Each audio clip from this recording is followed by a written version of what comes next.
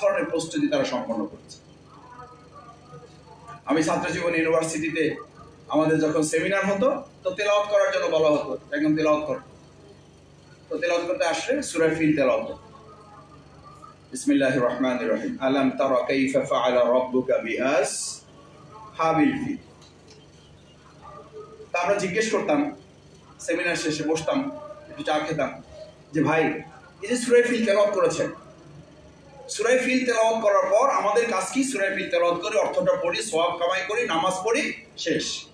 আর এই সূরা কি গবেষণা করে ইসরায়েল সহ গোটা বিশ্ব তারা মুসলিমদের বিরুদ্ধে বোমারু বিমান তৈরি করে আমাদের এই তৈয়র আবাবিলকে টার্গেট করে ওটাকে গবেষণা করে মুসলিম উম্মাহকে ধ্বংস করার সিদ্ধান্ত নিয়েছে।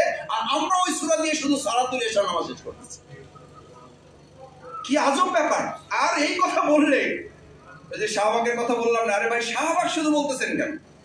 প্রিয়নবী মুহাম্মদ রাসূলুল্লাহ সাল্লাল্লাহু আলাইহি ওয়াসাল্লাম তার অনুসারীদের মূল স্লোগান ছিল শাহাদাতের তামান্না উজ্জীবিত না হলে সে পৃথিবীর এবং পরকালীন কোন উদ্দেশ্য সে অর্জন করতে পারবে না।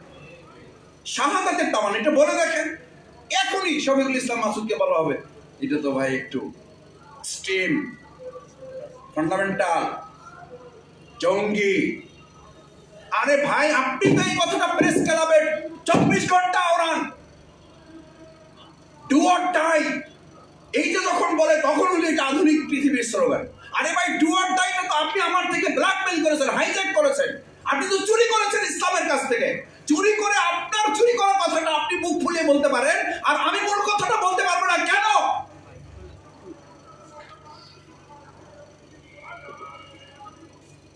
মুহাম্মদ রাসূলুল্লাহ সাল্লাল্লাহু আলাইহি ওয়াসাল্লাম শাহাদাতের তামান্নায় করোনা হলে মরো, এই করোনা হলে মরো ওরা ইংরেজিতে বললে ওনাদের কোনো দোষ নাই, এটা হলো অতি আধুনিকতা, শুধু মডার্ন না, আল্ট্রা মডার্ন। আর স্কুল থেকে আমাদের বাচ্চারা এসে বাসায় বলে যে আজকে টিচার বলেছে এই কাজটা করো না হলে মরো। আমি বললাম কালকে গিয়ে টিচারকে বলবা যে আমি করবো না হলে শহীদ হব। তো পরের দিন বলছে, আসার পরে আমি জিজ্ঞেস করলাম বলছে না টিচারকে? বলছে হ্যাঁ বাবা বলছি। তো কি বলছে? বলে খবরদার, এগুলো কিন্তু আমাদের স্কুলে চলবে না। কেন বলেছি? ইন্টেলেকচুয়ালি আমাদের মহাগ্রন্থ আল কোরআন ইসলামের সমস্ত বিধানগুলোকে তারা হাইজ্যাক করে, ব্ল্যাকমেইল করে।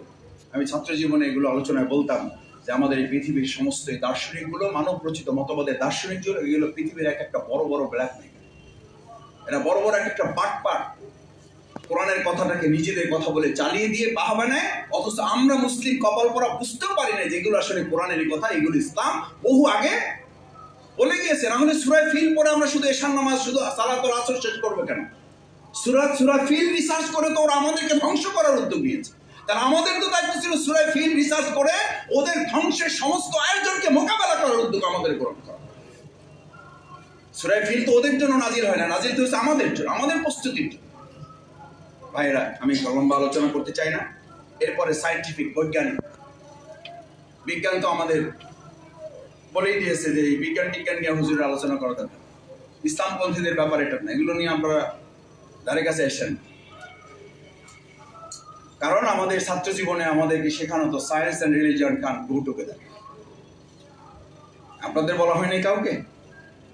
মেডিকেলের ছাত্রদের, আমি মেডিকেলের বিভিন্ন প্রোগ্রামে যেতাম, ছাত্ররা আমাকে বলতো ভাই আমাদেরকে তো বলা হয়, টিচাররা বলে সায়েন্স অ্যান্ড রিলিজিয়ন কান গো টুগেদার, বিজ্ঞান এবং ধর্ম একসাথে চলতে পারে।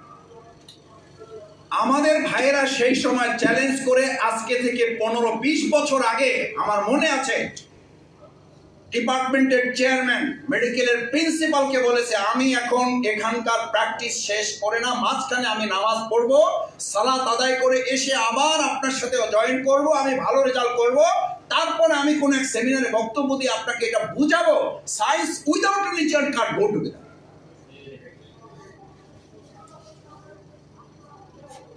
আমাদেরকে বলা হয় science and religion can go together, বিজ্ঞান এবং ধর্ম একসাথে চলে না।